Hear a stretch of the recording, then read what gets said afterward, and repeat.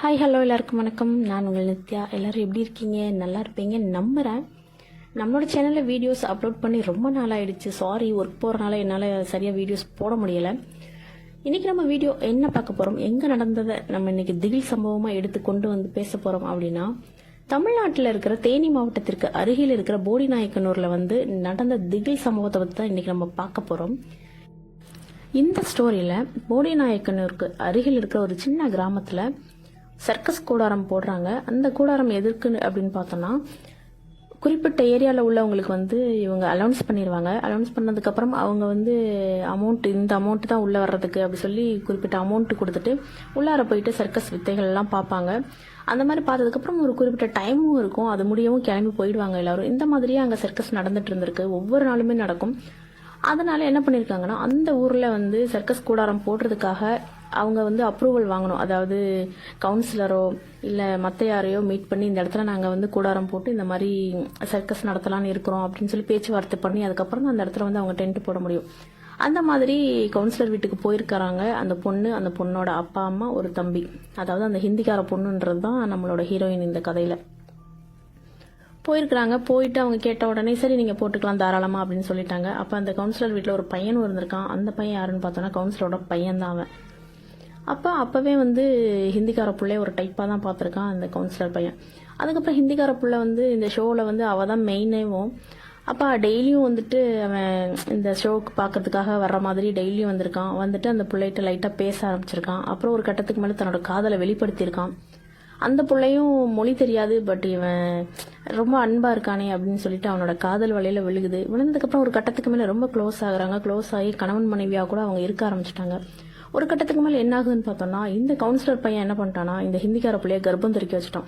அந்த பிள்ளை கர்ப்பம் தரிச்ச விஷயத்த இந்த ஹிந்திக்கார, அதாவது கவுன்சிலரோட பையன்கிட்ட சொல்லுது. அதுக்கு அவன் சொல்கிறான், நீ வேற மொழியை சேர்ந்த பொண்ணு, நான் தமிழ் பையன், உனக்கு எனக்கு செட் ஆகாது. இன்னொன்று, நான் கௌரவமான குடும்பத்தில் இருக்கேன். நீ சர்க்கஸ் கூடாரம் போட்டு அதில் வர்ற வருமானத்தை வச்சு தான் நீங்கள் உங்கள் ஃபேமிலியை ரன் பண்ணிட்டுருக்கீங்க அப்படின்னு அவன் ஒரு திமிராக பேசுகிறான்.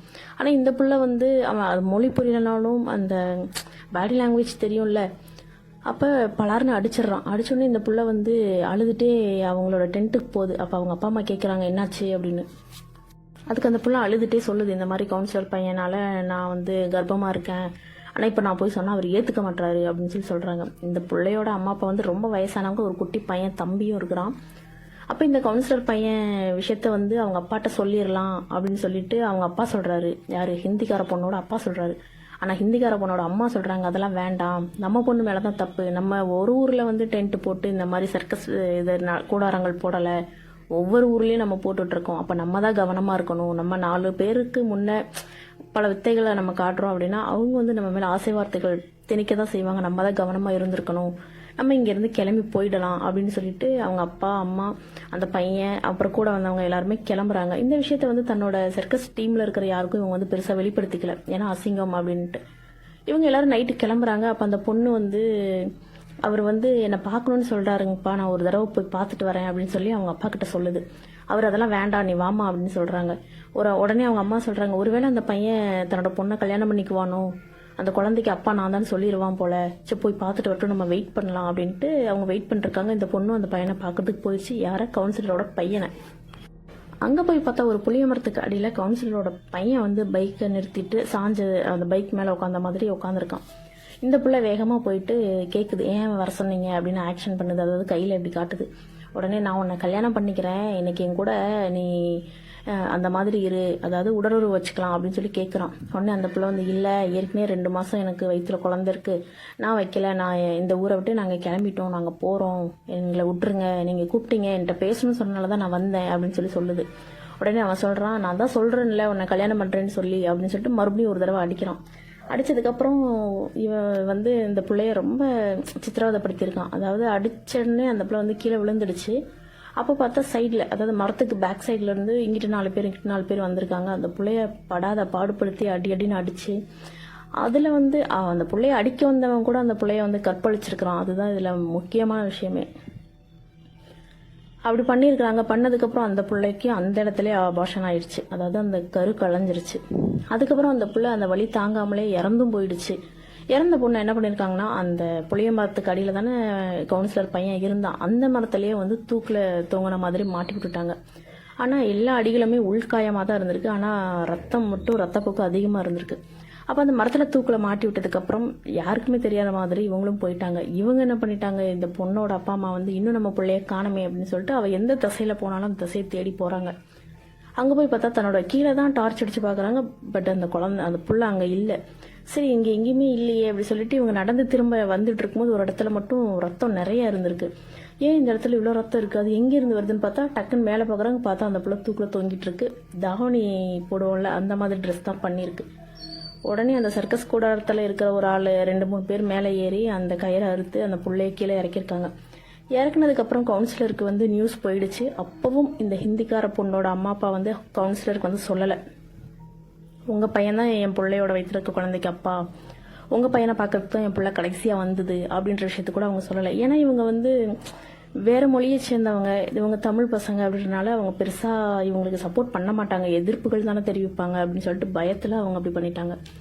உடனே கவுன்சிலருக்கு தெரியும். அவர் என்ன சொல்கிறாரு அப்படின்னா, இந்த பாடி எடுத்துகிட்டு போயிட்டு இது ரொம்ப, ஏன்னா ரத்தப்போக்கெல்லாம் நிறைய இருக்குது, அந்த பிள்ளையே ஒரு மாதிரி ஆயிடுச்சு, அதனால தூக்கு போட்டது வேற இந்த மரத்தில் தானே இதாயிடுச்சு, அவளை தானே தற்கொலை பண்ணிக்கிட்டா, அப்போ இந்த இடத்துல நம்ம வந்து புதைச்சிடலாம் அப்படின்னு சொல்லிட்டு அந்த இடத்துல புதைச்சிடுறாங்க. எங்கேயே அந்த புளிய மரத்துக்கு அடியிலேயே அந்த ஹிந்திக்கார பொண்ணை வந்து புதைச்சிடுறாங்க.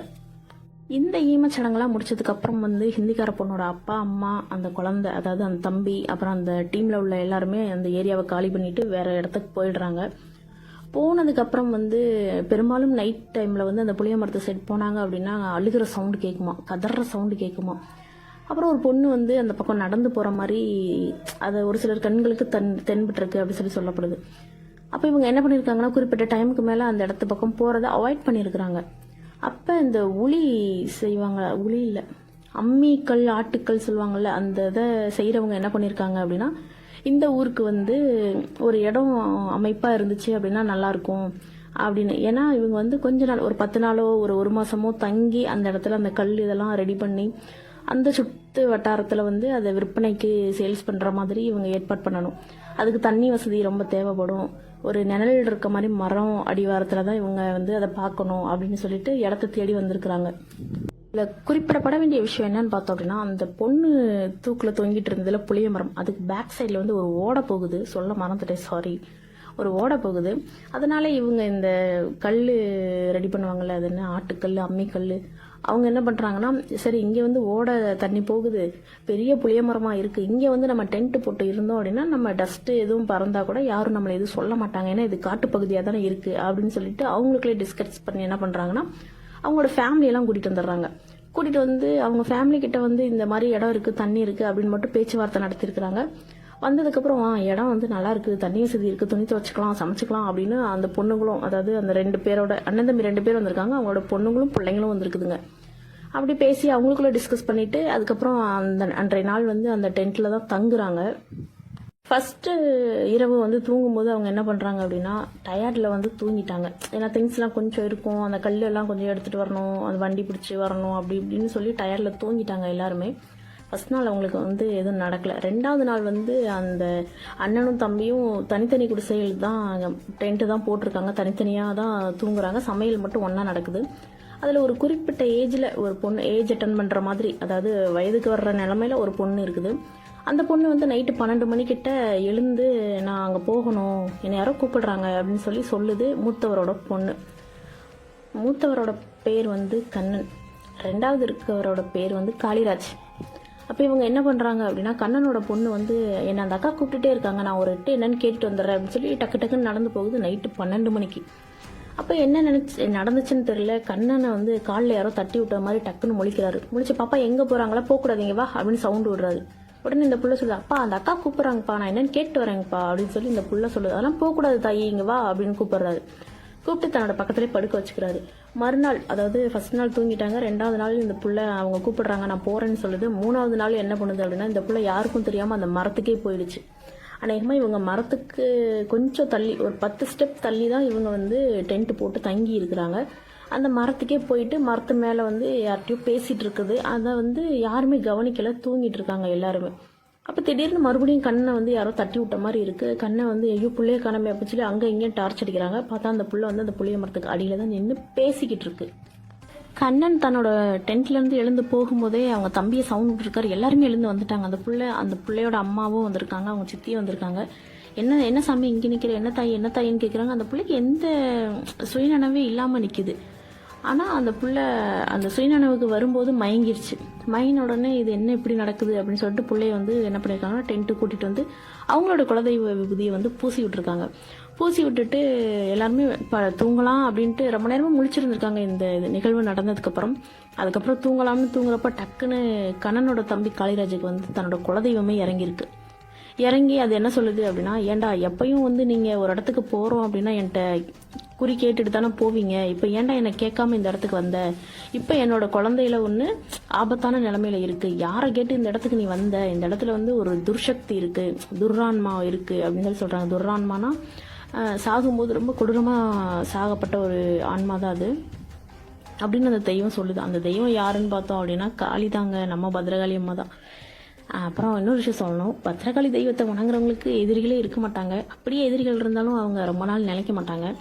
அதனால் பத்ரகாளி தாயை நீங்கள் தாராளமாக வணங்கலாம். என்னோடய ஃபேவரட் காடு வந்து பத்ரகாளி முத்தாரம்மன் தான். ஓகே கைஸ், அப்போ வந்து அந்த அம்மா என்ன சொல்கிறாங்க அப்படின்னா, இந்த இடத்துல வந்து ஒரு துர்சக்தி இருக்குது, துர்ரான்மா இருக்குது, அதாவது இந்த குழந்தையோட உயிர் எடுக்கிறதுக்கு அது இப்போ கூட நினச்சிட்டு இருக்கு, இங்கே தான் நிற்கிது அப்படின்னு சொல்லவும் இவங்களுக்கு பக்கு நடிச்சிருச்சு. ஐயோ இங்கே தான் நிற்கிது, அப்போ பிள்ளைக்கு ரொம்ப ஆபத்து அப்படின்றாங்க. உடனே அந்த தெய்வம் என்ன சொல்லுது, அதாவது நம்ம அம்மா பத்ரகாளி என்ன சொல்கிறாங்க அப்படின்னா, இந்த இடத்த விட்டு நீ கிளம்பணும், நான் குறிப்பிட்ட டைம் வர அந்த ஆன்மாவை கிட்ட விடாமல் வைக்கிறேன், நீ வாசலில் என்னோட விபூதியை வந்து வாசலில் 3 கோடா போட்டுட்டு சாம்பலில் கலந்து 3 கோடா போட்டுட்டு நீ வந்து பிள்ளைய பாதுகாப்பாக வச்சுக்கோ, வெளியே விடாத, விடியற் காலையில் சூரியன் வெளிச்சம் வந்த உடனே இந்த இடத்த விட்டு காலி பண்ணி கிளம்பு அப்படின்னு இருக்காங்க.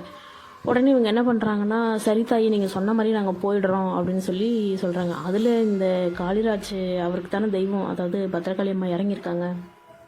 அப்போ கண்ணன் கேட்குறாரு, நான் இந்த இடத்த வந்து பார்த்துட்டு போன வரையிலும் யாரும் இங்கே துர்சக்தி இருக்குன்னு சொல்லலைங்கம்மா, அதனால தான் நான் இந்த இடத்துல டென்ட் போட்டேன், என்னை மன்னிச்சிருங்கன்னு சொல்லுது. அப்போ அந்த தெய்வம் சொல்லுது, அதெல்லாம் இல்லை, மொழி தெரியாத ஒரு பொண்ணை வந்து அடித்து துன்புறுத்தி கொன்று இந்த இடத்துல தூக்கில் மாட்டி விட்டுட்டாங்க.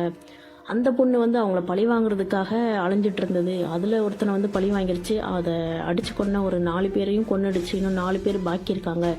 அதை வந்து நம்ம புள்ள உடம்புல புகுந்து அதை வந்து அதை முயற்சி பண்ணி முடிச்சிடலாம் அப்படின்னு நினைக்குது.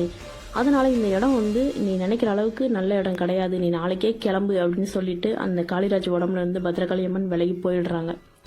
அதுக்கப்புறம் இவங்களுக்குள்ள டிஸ்கஸ் பண்ணிட்டு என்ன பண்ணுறாங்கன்னா, சரி நம்ம இந்த இடத்த விட்டு போயிடலாம் அப்படின்னு சொல்லிட்டு இடத்த விட்டு தன்னோட சொந்த வீட்டுக்கே வந்ததுக்கப்புறம் தன்னோட குலசாமி கோயிலுக்கும் போயிருக்காங்க. அங்கே போனதுக்கப்புறம் பூசாரி மேலே அருள் இறங்கி அந்த பத்ரகாளி அம்மனே சொல்லியிருக்காங்க, நீ இடத்த விட்டு வந்தது ரொம்ப நல்லது, பிள்ளைக்கு இப்போ கூட அந்த ஆன்மாவோட பார்வை இருக்குது, அதனால் நீ என்ன பண்ணு, பிள்ளைய வந்து நான் கொடுக்குற கயிறை கையில் கட்டிட்டு பிள்ளைய எங்கேயோ தனியாக வெளியில் எங்கேயோ அனுப்ப வேண்டாம், 48 நாள் கவனமாக பார்த்துக்கோ, 48 நாள் இந்த கயிறு வந்து பிள்ளையோட கையில் இருக்கிற மாதிரி நான் பார்த்துக்கிறேன், அதுக்கப்புறம் அந்த ஆன்மானால உங்களுக்கு எந்த தொந்தரவும் வராது அப்படின்னு சொல்லிட்டு அந்த தெய்வமே வாக்கு கொடுத்துருக்கு. அதுக்கப்புறம் தான் குறிப்பிட்ட நாளுக்கு அப்புறம் அந்த கயிறும் கழண்டு கீழே விழுந்திருக்கு. 48 நாள் கழிச்சு தான் கிட்டத்தட்ட 50 நாள் கிட்ட அந்த கயிறு கையிலேயே இருந்திருக்கு. அதுக்கப்புறம் அந்த கயிறும் கழண்டு விழுந்திருக்கு. அந்த கயிறு கழண்டு விழுந்ததுக்கப்புறம் அந்த பிள்ளை ஏஜ் அட்டன் பண்ணியிருக்கு. அதுக்கப்புறம் இப்போ வரையிலும் அந்த பிள்ளையோட லைஃப்பில் எந்த ஆன்மானாலையும் அது அவளுக்கு தொந்தரவு கிடையாதும். அதுக்கப்புறம் கண்ணனும் காளிராஜும் என்ன பண்ணுறாங்கன்னா, எங்கே அவங்க வேலைக்கு போனாலும் அவங்க 2 பேர் மட்டும்தான் போகிறாங்க, ஃபேமிலியை கூட்டிகிட்டு போகலை. ஓகே காய்ஸ், இந்த வீடியோ இதோட முடிஞ்சது. நெக்ஸ்ட் ஒரு வீடியோவில் நான் வந்து உங்களை சந்திக்கிறேன். அதுவரையும் நான் உங்கள் நித்யா. டாட்டா, பை பை, டேக் கேர்.